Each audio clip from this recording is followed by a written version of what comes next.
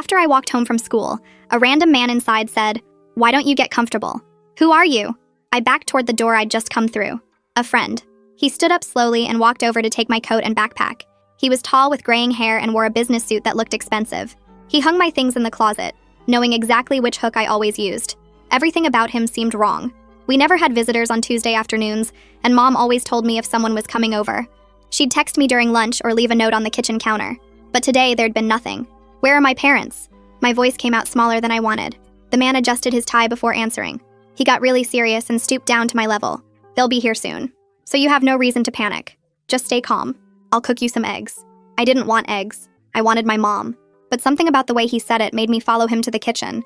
Maybe it was the way he turned his back to me so confidently, like he knew I wouldn't run. He moved around like he knew where everything was, found the pan in the right cabinet, even grabbed the spatula from the correct drawer.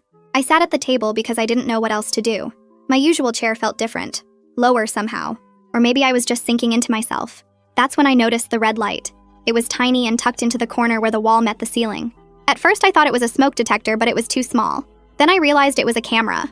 The lens reflected the kitchen light like a tiny eye watching me. My eyes started scanning the room and I found more. One disguised as a clock above the microwave, another that looked like a phone charger plugged into the outlet by the toaster, a third hidden in the fake plant on the windowsill. They were everywhere. How long had they been there? Who was watching? Something was very wrong and every instinct screamed at me to run, but he was between me and the door. His body blocked the path to the hallway while he whisked the eggs. The kitchen window was painted shut. Mom had been meaning to fix it for months. "I think I want to play outside now." I pushed my chair back slowly. The chair legs scraped against the floor, making a sound that seemed to echo forever. The man turned from the stove where eggs were starting to sizzle. The smell of butter filled the air, but underneath was something else. Something chemical. "Trust me. We'll be playing outside very soon. Just hang tight." The way he said playing made my skin crawl. Each syllable stretched out wrong. I glanced at the back door, but he noticed and moved to block that exit too. Just a small shift of his weight, but suddenly the door seemed miles away. He was still smiling, but his body language had changed. His shoulders squared. His stance widened. He was making sure I couldn't leave. The eggs kept cooking, getting darker, starting to smoke. Then there was a knock on the door. 3 quick raps that I recognized as my mom's pattern. The same rhythm she'd used since I was little. Relief flooded through me and I jumped up to answer it. My chair fell backward with a crash. But the man moved faster than I expected. Faster than any adult should move to block a child trying to reach its mother. His hand covered my mouth before I could scream, and he pulled me back against him. His palms smelled like latex gloves. "Don't say a word about me being here." His voice was different now. Harder. Scarier. Not the fake kindness from before. I nodded quickly and he let me go. My legs shook as I walked to the door. Each step felt like walking through water. I wanted to run, wanted to scream, but his eyes followed my every move.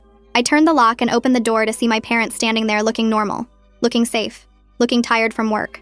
Mom hugged me first. "Hey, sweetie, how was school?" I hugged her back harder than usual, trying to communicate something was wrong without words. Dad ruffled my hair and they both came inside chatting about their day. Traffic on the highway. A problem with the printer at Mom's office. Somehow, they didn't notice anything strange. We walked toward the kitchen and I tried to figure out how to warn them. Maybe I could write something. Maybe I could use some kind of code. But before I could do anything, the world exploded. The windows shattered inward in a shower of glass. The front door flew off its hinges. Men in black tactical gear poured through every entrance with guns raised. The noise was deafening. Commands being shouted. Boots thundering across our floor. "This is the FBI. Put your hands up." My knees hit the floor hard and my hands went up without thinking. Glass crunched under me and cut through my jeans. The man who'd been cooking eggs lowered himself down real slow with his hands raised. He looked calm, like he expected this. Mom screamed and Dad kept asking what was happening. The agents were everywhere with their guns pointed at us. One of them stepped forward and I could see the name Raider on his vest. He started pointing and giving orders to the other agents. 2 of them pulled Mom and Dad to the wall by the sink. Another agent pushed me toward the refrigerator away from everyone else. The man stayed by the back door with 2 agents watching him. They patted him down and he just stood there smiling a little bit. Mom kept crying and asking what they did wrong. Dad's face was red and confused. Victor Raider walked over to my parents and started reading them something about rights. The agents were putting on gloves and pulling out plastic bags. One of them climbed on a chair and started unscrewing the tiny camera from the corner. He dropped it in a bag and wrote something on it. Another agent unplugged the fake phone charger and bagged it too. They got the clock above the microwave and the one in the plant. Each time they found another camera, my stomach felt worse. How many times had these strangers watched me eat breakfast or do homework at this table? Victor Raider came over and knelt down next to me. His vest smelled like leather and gunpowder. He asked if I was hurt and I shook my head. He asked if the man touched me, and I shook my head again even though it wasn't true. The man's threat was still ringing in my ears. Victor asked if I knew who the man was, and I just stared at the floor. The man cleared his throat, and all the agents turned to look at him. He said his name was Jefferson Steele, and he was a family friend. He said he was just waiting for my parents to come home from work. He looked right at me and said I could confirm that we knew each other. Everyone stared at me, waiting for an answer. My throat felt like it was closing up. Jefferson's eyes had that same warning look from before. I couldn't make any words come out. Victor watched me for a long moment, then stood up and walked away. About an hour later, a woman showed up with a badge and clipboard. She said her name was Elena Crawford from Child Protective Services. She talked to Victor in the corner and kept looking over at me. Then she came over and explained she needed to take me somewhere safe. Mom started crying harder and begging them not to take me. She said we hadn't done anything wrong. The agents said it was protocol when minors were involved in federal investigations. Dad tried to argue, but they wouldn't listen. Elena helped me stand up and brushed the glass off my clothes. She found my shoes by the door and helped me put them on. Outside, there were so many vehicles I couldn't count them all. They put Mom in one FBI car and Dad in another. Jefferson went into a black SUV with tinted windows. Elena led me to a regular sedan that smelled like air freshener. I pressed my face against the window as we drove away. Our house got smaller and smaller. Yellow tape was already going up around the yard. Elena kept trying to talk to me, but I couldn't stop shaking. She said everything would be okay, but nothing felt okay. We drove to a big building downtown with metal detectors at the entrance. Elena showed her badge and they let us through. We went up an elevator to the 3rd floor. Victor was already there in a room with soft chairs and toys in the corner. A camera with a red light was mounted on the wall. He asked me to tell him about coming home from the school. I told him about finding the man in our house. I said he knew where everything was and made eggs.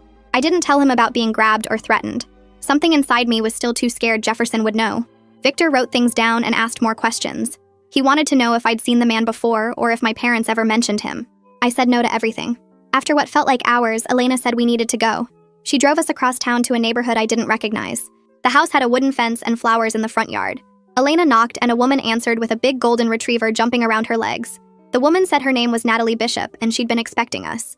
The house smelled like vanilla candles and something baking. Natalie showed me a bedroom with purple walls and a bookshelf full of young adult novels. She said this would be my room for now. The dog kept trying to lick my hands. Natalie made spaghetti for dinner, but I couldn't eat. My stomach hurt too much. I went to bed early but stayed awake all night. Every time I closed my eyes, I thought about those cameras. How long had people been watching me get dressed for school? How many strangers saw me singing in the shower or talking to myself? The next morning, Victor came back with a folder full of papers. He showed me a list of everything they found at our house. 12 cameras total plus recording equipment in the basement. There were hard drives with months of footage. He said they'd been investigating a surveillance operation for a while. He wouldn't tell me if my parents were victims or suspects. The not knowing made me want to throw up. I pushed the folder away and looked straight at Victor. What about my parents? The words came out before I could stop them. He leaned back in his chair and rubbed his eyes before telling me they were still being questioned downtown, but hadn't been charged with anything yet. He said they seemed shocked about the cameras, but there were problems with their stories that didn't match up. Part of me wanted to yell that they were innocent, but another part remembered how the man knew our house so well, and I didn't know what was real anymore. Elena came in carrying a plastic bag with my school stuff and sat down next to me. She explained that I'd be staying with Natalie for a few days while they figured out if our house was safe, and she handed me a card with her phone number written in blue pen. She promised to check on me every day and said I could call anytime, even at 3 in the morning if I needed to talk. The whole system felt huge and confusing, but at least someone was finally telling me what would happen next. Natalie's TV was on when we got back, and the local news was showing our house from a helicopter view with FBI agents carrying boxes out the front door. The reporter kept saying words like surveillance operation and federal investigation, while the camera zoomed in on the yellow tape around our yard. My phone started buzzing with texts from kids at the school, asking if my parents were spies or criminals, or if we were in witness protection now. I turned it off and pulled my knees up to my chest on Natalie's couch, wishing I could just vanish into the cushions. Elena helped me check my social media on her laptop, and my accounts were going crazy with friend requests from random people and messages from strangers who'd seen the news. Some called my parents heroes fighting government spying, while others said they were sick criminals who sold videos of their own kid, and none of these people knew anything about our real life. Elena showed me how to make everything private and suggested I stay offline for a while, which seemed smart since reading those messages made me feel worse. 3 days later, the phone rang, and Elena said it was Mom calling through the official system. Her voice sounded small and shaky as she told me to be good for Natalie and do my homework. But then she said something weird about looking for her recipe card when I got my backpack back. She kept mentioning chocolate chip cookies, which was strange because we never baked together, and then the call cut off at exactly 15 minutes before I could ask what she meant. That night, I couldn't sleep again. But this time the fear was mixing with anger that burned in my chest. I was tired of being scared and confused and pushed around by adults who wouldn't tell me the truth. I decided to stop just letting things happen to me and start paying attention to everything around me to figure out what was really going on. Victor came by the next morning with a typed version of my interview from that first day, and reading it felt wrong because they'd changed my words into official language. Where I'd said the man was super creepy, they wrote he exhibited concerning behavior, and my description of being scared became expressed fear response to subject's presence, which made me realize how my real feelings got twisted through their system. He said we needed to go back to the house so I could pack clothes and get my school things. Elena drove us there with 2 other agents following in another car, and when we pulled up, the yellow tape was still everywhere. Walking through the front door felt like entering someone else's house, even though everything looked the same except for the holes in the walls where they'd pulled out the cameras. My room still had my posters and stuffed animals, but knowing strangers had watched me in there for months made my skin feel like bugs were crawling on it. I grabbed clothes without really looking at them and shoved them in a duffel bag while the agents stood in the doorway watching. In the kitchen, I found my backpack right where the man had hung it up, and I dumped everything out on the table to sort through it. My math folder fell open, and Mom's recipe card for chocolate chip cookies slipped out, which was weird because I'd never seen it before. The front had a normal recipe, but the back was covered in numbers that didn't look like measurements or ingredients. I slipped it in my pocket without showing anyone, remembering how Mom had stressed it on the phone call. Back at the FBI office, Victor mentioned they'd found emails on Mom's work computer that connected her county office to a contractor who installed security systems in government buildings. The dates matched up with when we started having those cameras, and he showed me printouts with highlighted sections about additional installations and residential testing that made my chest feel tight. Mom might have known something was happening in our house, and the betrayal mixed with confusion made it hard to breathe. Victor leaned forward in his chair and asked if I'd noticed the cameras before the raid happened. His pen was ready to write down whatever I said, but something made me hold back. I kept my answer simple and didn't mention seeing them that afternoon when Jefferson was there. He watched my face for a few seconds like he knew I wasn't telling him everything, but then moved on to his next question. The next morning, Elena drove me to the school to meet with Sofia Perez, who worked as the counselor there. Sofia's office had posters about feelings and a bowl of candy on her desk that she pushed toward me. She explained that kids were already talking about what happened at my house, and some of the rumors were getting pretty wild. One group thought my parents were running a spy ring, and another said they were selling videos of me online, which made me feel sick. Sophia showed me a card I could give teachers if I needed to leave class, and we practiced what I'd say if kids asked questions. She also gave me her cell number and said I could text her anytime during school hours if things got too hard. That night, I was doing homework at Natalie's kitchen table when the house phone rang. Natalie answered it, but nobody said anything, so she hung up. 5 minutes later, it rang again, and this time there was a message on the machine. A man's voice came through the speaker making jokes about eggs being overcooked and how we'd have to play outside another time. My whole body went cold because I knew that voice. It was Jefferson, and he was letting me know he could find me. The room started spinning, and I couldn't get enough air into my lungs. Natalie grabbed a paper bag from under the sink and held it over my mouth, telling me to breathe slowly. My hands were shaking so bad I couldn't hold the bag myself. She rubbed my back and kept saying everything would be okay, but we both knew it wasn't true. After I calmed down enough to talk, I told her who the voice belonged to, and she called Elena right away. Elena came over within 20 minutes and listened to the message with a serious look on her face. She called Victor on her phone and put it on speaker so we could all hear. Victor said they'd trace the call and put extra agents watching the house starting tonight. He also said this was good because Jefferson had just given them evidence of witness intimidation, which was another charge they could use. For the first time since this started, I felt like I was helping catch him instead of just being scared. Elena stayed with us that night, sleeping on the couch and checking the locks every hour. The next day, Elena showed me something on her laptop that made my stomach drop. A news website had posted photos from a tech conference 6 months ago. There was Jefferson in his gray hair and expensive suit standing with 3 other men in front of a banner. The other men worked for the company Mom's office had hired for security work. The article called Jefferson a security consultant, which made me want to throw up knowing what his version of security meant. He was smiling in the photo with his arm around one of the other men like they were old friends. 3 days later, Elena picked me up early from Natalie's to go to the courthouse. She explained my parents would appear on a TV screen from jail for something called an arraignment. We sat in a small room with wood panels on the walls and a big screen at the front. The judge came in wearing black robes and sat at a high desk. Then the screen turned on and I saw my parents in orange jumpsuits standing in a gray room.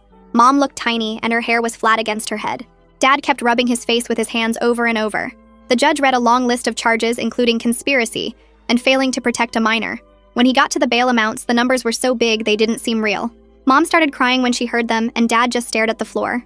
The whole thing lasted maybe 15 minutes before the screen went black. Elena walked me to her car and explained what would happen next. My parents couldn't call or write to me directly anymore except through special supervised calls. There would be hearings to figure out who would take care of me permanently.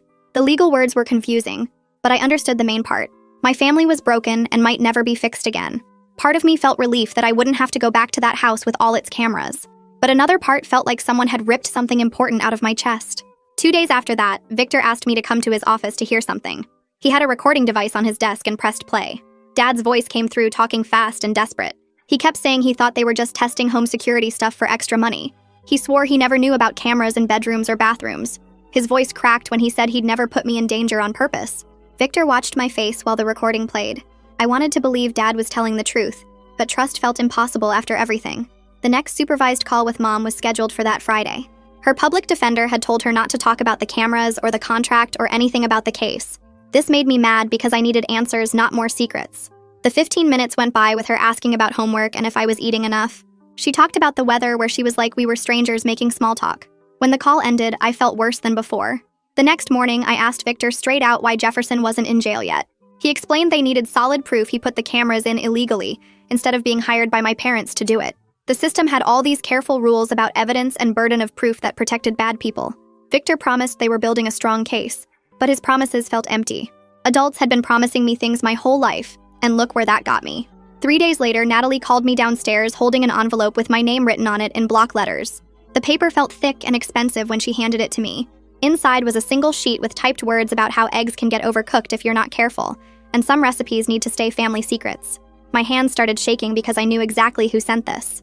Elena grabbed the letter with a tissue and dropped it into a plastic bag while calling Victor. She kept asking if I was okay, but instead of feeling scared, I felt something else building in my chest. This man thought he could still control me from wherever he was hiding. That night, Elena packed my stuff and drove us to a hotel downtown, while the FBI figured out how Jefferson found Natalie's address. We got a room on the 3rd floor with 2 beds and a view of the parking lot. Elena ordered pizza and put on some comedy movie, but I kept getting up to check the door locks. I counted 5 times before she noticed and made me sit back down. After she fell asleep, I searched behind the TV and under the lamps for cameras, even though I knew I was being paranoid. The next morning, Victor came to the hotel with a thick folder of papers. He spread them across the little desk, showing me public records from Mom's office. Her department had approved something called a no-bid contract extension to Jefferson's security company worth $400,000. The dates matched exactly when she started working late all the time and coming home stressed. My chest got tight seeing the proof in black and white. Mom had signed papers that gave him access to everything. Victor pointed to the contract numbers at the bottom of each page and asked if they looked familiar. I stared at them for a long time before grabbing my backpack and pulling out Mom's recipe card. The numbers she'd written on the back weren't measurements at all. They matched the purchase order codes perfectly. She'd been trying to tell me about the contract without actually saying it. Victor's whole expression changed when I showed him the connection. Elena brought my old tablet from home the next day, and I spent hours trying different combinations of those purchase order numbers as passwords. Nothing worked at first. I tried them forward and backward and mixed up. My fingers got sore from typing, but I kept going because doing something felt better than just waiting. On my 20th try using the numbers plus Mom's birthday, the screen finally unlocked. That's when everything I'd been holding back crashed into me all at once. Jefferson knew which hook I used for my coat and which chair was mine because he'd been watching us for months through those cameras. He knew our routines and habits and private moments. The violation made me want to throw up. I found Victor's number and called him right then. The words came out fast as I told him everything about that day. How Jefferson grabbed me when I tried to answer the door. How his hand covered my mouth. How he threatened me to stay quiet. Victor's voice got hard and he said he'd be there in 20 minutes. The second FBI interview happened in a bigger room with better recording equipment. A female agent sat across from me taking notes while I described every detail.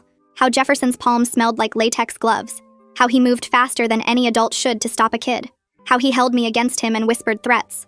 The agent's pen moved fast across her notepad, and her jaw got tight when I described him restraining me. She promised my testimony would make a real difference in the case. Speaking it all out loud made me feel lighter somehow. 2 days later, Victor showed me parts of a surveillance warrant with certain sections highlighted. The legal language was confusing, but I understood the important part. Someone besides my parents had authorized the camera installation using forged signatures. They were looking at Jefferson as the main suspect now, instead of my parents being the masterminds.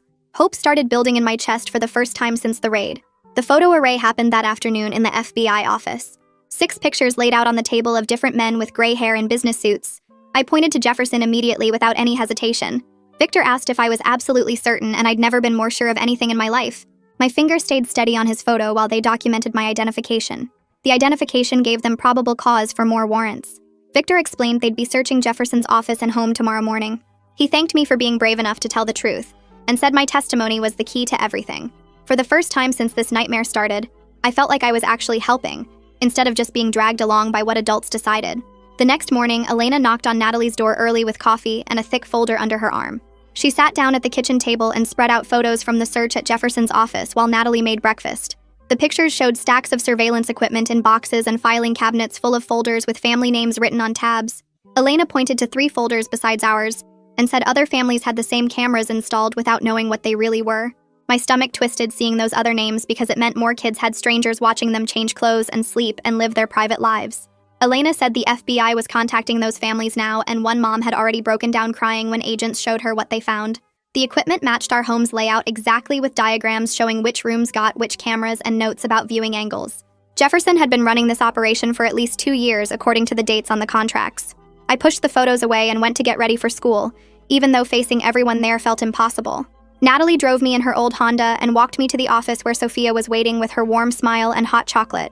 The hallways were full of kids staring and whispering, but I kept my head down and made it to first period math. Everything felt normal for about 10 minutes until my friend Sarah leaned over during the worksheet and asked if my parents sold me out for money. The words hit me like a punch, and before I knew it, I was standing up screaming at her that she didn't know anything about what happened. My voice got louder and louder as I told her about the cameras and the man in my house and how scared I was every single day. The teacher tried to calm me down, but I couldn't stop yelling about how nobody understood what it was like. Sophia appeared in the doorway and gently led me to her office while I sobbed so hard I couldn't breathe. She sat with me on the floor and helped me count my breaths until the shaking stopped. I told her I didn't know who I was anymore because was I a victim or a witness or the daughter of criminals or just some kid caught in adult mistakes? Sophia said I was all of those things and none of them at the same time because I got to decide who I wanted to be. We sat there for an hour while she let me cry and rage and finally just feel empty. Victor called that afternoon and asked if he could stop by Natalie's house with some new information. He showed up with a laptop and pulled up text messages between my parents from 3 weeks before the raid. Mom had written to Dad about being scared of the extra installations Jefferson wanted to add without her approval. She tried to back out of the whole thing, but Jefferson sent her screenshots of the contract saying it was binding, and if she tried to break it, he'd make sure she lost her job. Dad had texted back that they should go to the police, but Mom said Jefferson had connections everywhere and nobody would believe them over him. The messages kept going, with Mom getting more desperate and Dad trying to find solutions but nothing working. Victor said this context didn't erase what they did, but it helped explain how things got so bad. The supervised call with Mom was scheduled for that evening, and Elena helped me prepare by suggesting I write down my questions first. I made a list starting with why she let this happen, and ending with whether she ever really loved me or just saw me as something to trade for money. When the call connected, Mom's face was puffy from crying and she looked older than I remembered. I asked her straight out why she let Jefferson put cameras in our house and watch me. She broke down sobbing and said she was so sorry and that she made terrible choices trying to protect her job and keep our family stable. She said Jefferson started small with just security assessments, but kept pushing for more access, and by the time she realized what was happening, it was too late to get out. She swore she never knew about the cameras in private spaces and thought it was just doorways and common areas for safety. Her voice cracked when she said she failed as a mother and understood if I never forgave her. It was the first honest conversation we'd had since this started, and I felt something crack inside my anger. Elena suggested I keep writing questions before each call to help me stay focused and get the answers I needed to move forward. The structure made me feel more in control of conversations that had been nothing but chaos and confusion. 2 days later, Natalie came home from work with her face white and her hands shaking. Someone had left a flyer on her car about home security services with handwritten notes about keeping children safe from predators. The forensics team came and lifted fingerprints from the paper, while Victor promised they'd increase patrols around the house. Jefferson had posted bail that morning, and this was his way of letting us know he was out. Instead of making me scared, it made me angry because he was still trying to intimidate us, even with all the evidence against him. Charles McNamara, the prosecutor, came to meet with me and Elena the next day at the FBI office. He explained that my parents were cooperating fully with the investigation and would likely get plea deals with probation instead of jail time if they testified against Jefferson. He showed me charts about how the justice system worked and said it could be slow, but it was thorough. Understanding the process helped calm my anxiety about not knowing what would happen next. Victor brought in a victim advocate named Anne who would help prep me for grand jury testimony. We spent hours in a conference room practicing how to tell my story clearly and stick to just the facts. Anne taught me to take deep breaths between answers and ask for breaks if I needed them. We went over the timeline again and again until I could say it without crying or getting confused. The preparation made me feel ready instead of vulnerable for what was coming. That night, I couldn't sleep and kept thinking about the tablet Elena had brought from our house. I tried more password combinations using dates and numbers from Mom's recipe card, but nothing worked. Then I remembered the first camera installation date from the evidence photos and typed those numbers in. The screen unlocked and showed a home screen with only a few apps, including a video folder. My hands shook as I opened it and found dozens of files with dates as names. I clicked on the oldest one and saw Jefferson in our living room installing something behind a picture frame while checking a distinctive silver watch with a blue face. The video was clear enough to see his face and the watch details perfectly. I saved the file to the cloud and called Victor immediately, even though it was past midnight. He answered on the second ring and told me to send him everything right away. The FBI tech team worked through the night, matching the watch in the video to photos of Jefferson at public events and conferences. They found 12 photos over 6 months where he wore that exact watch with its unique blue face and silver band. Combined with my testimony about him being in our house and the office evidence, Victor said they had enough for serious federal charges that would put him away for years. 3 weeks later, the grand jury subpoena showed up at Natalie's house in a thick envelope that made my hands shake when I opened it. Elena came over that afternoon to help me understand all the legal language and what would happen next.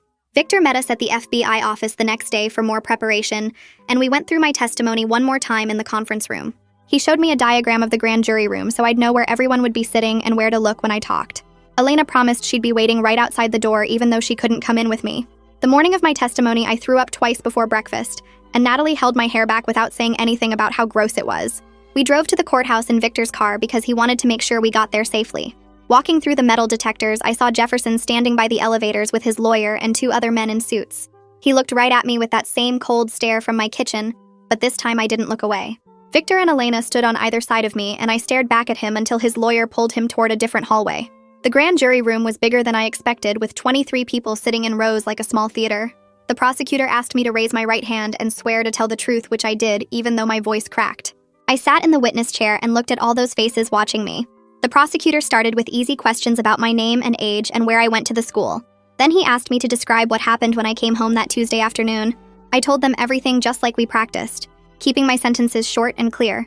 I described finding Jefferson in my house and how he knew where everything was. I told them about seeing the cameras and feeling trapped in my kitchen. When I got to the part where he grabbed me and covered my mouth, several jury members leaned forward in their seats. I kept my voice steady even though my hands were shaking under the table where they couldn't see. The prosecutor asked if the man who grabbed me was in the courthouse today, and I said yes. He asked if I'd seen him, and I said yes in the hallway by the elevators. One jury member asked why I didn't scream for help when my parents came home. I explained how Jefferson threatened me and how scared I was that he'd hurt us if I said anything. Another asked if I was sure about the dates and times, and I said yes because I'd written everything down with Victor's help. The prosecutor showed them the video I'd found on the tablet with Jefferson installing cameras.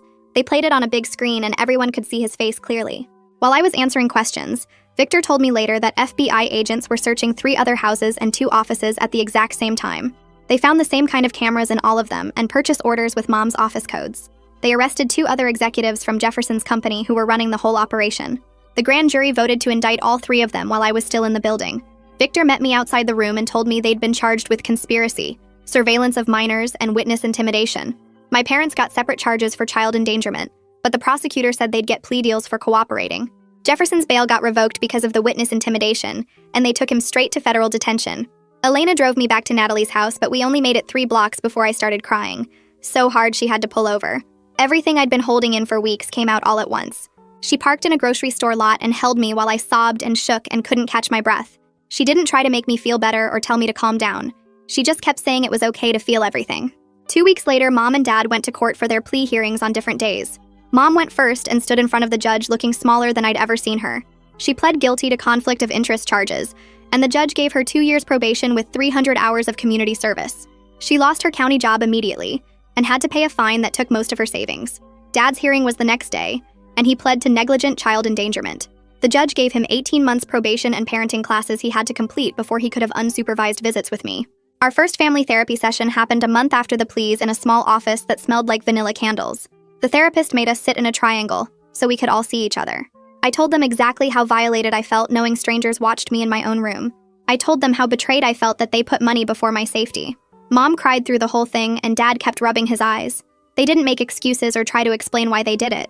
They just listened and said they were sorry over and over. I told them I needed complete honesty from now on about everything. No more secrets, even small ones. They both agreed and signed a paper the therapist wrote up about transparency. Elena helped us find a new apartment since we had to sell the house to pay legal fees. It was small with just 2 bedrooms and 1 bathroom, but it had regular locks and no smart devices anywhere. Mom got a job at a grocery store stocking shelves at night. Dad found work at a warehouse loading trucks. They made less money than before, but at least it was honest work. Sophia met with me at the school to figure out how to finish the year without failing. She set up a modified schedule where I could leave class if things got too hard and make up work at home.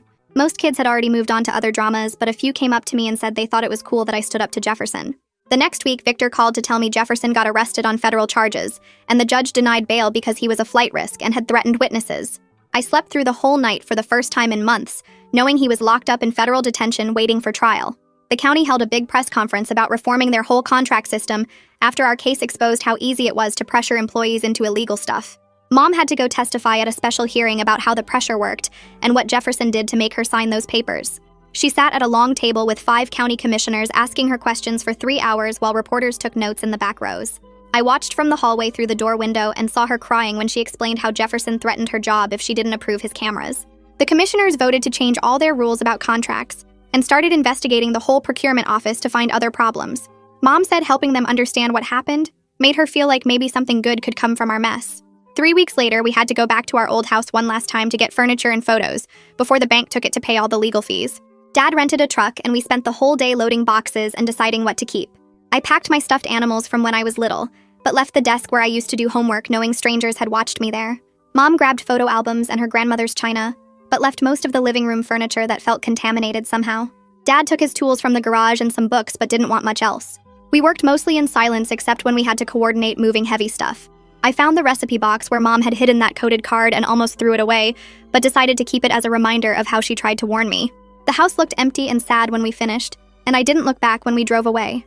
At the school the next month, my parents had to come for a meeting about my progress, and they sat on opposite sides of the conference table, which felt weird, but better than fake togetherness. Sophia explained my grades had improved since I started the modified schedule, and both my parents nodded and took notes separately. Mom asked about my anxiety levels, and Dad wanted to know if I needed tutoring for the classes I'd missed. They didn't argue or blame each other and stayed focused on what I needed to succeed. The principal said it was nice to see parents working together even in difficult circumstances. After everyone left, Sophia told me she was proud of how I was handling everything. That weekend, I started writing everything down in a journal Elena had given me with a lock on it. I wrote about finding Jefferson in our house and the cameras and the FBI raid and everything that happened after. I tried to stick to facts and my real feelings without being mean about my parents, even though part of me was still mad. Writing it all down helped me see the whole story clearly, instead of just scary pieces jumbling around in my head. I filled up 40 pages the first day and kept going every night before bed. Victor called 2 weeks later to tell me Jefferson pleaded not guilty to all charges, and his trial would start next year. He said I might have to testify again, but the protective order meant Jefferson couldn't come within 500 feet of me or my family. The prosecutor was confident they'd convict him with all the evidence we'd gathered, plus testimony from the other families he'd targeted. I told Victor I was ready to testify as many times as needed to keep him locked up. The CPS case finally closed the next month after Elena filed her final report, saying Mom had completed all requirements and Dad had finished his parenting classes. The judge gave Mom primary custody with supervision requirements like monthly check-ins and mandatory therapy. Dad got regular visitation every other weekend and Wednesday dinners. Victor showed up at the courthouse and gave me his business card with his personal cell number written on the back. He said to call if I ever needed anything or felt unsafe and that he was proud of how brave I'd been through everything. Elena hugged me and said she'd check in sometimes just to see how I was doing. That afternoon, Mom and I went to our new apartment and decided to make cookies together for the first time since everything happened. She pulled out her real recipe this time with no codes or secrets, and we measured flour and sugar like normal people. The kitchen had regular clocks and no cameras and simple locks on the doors.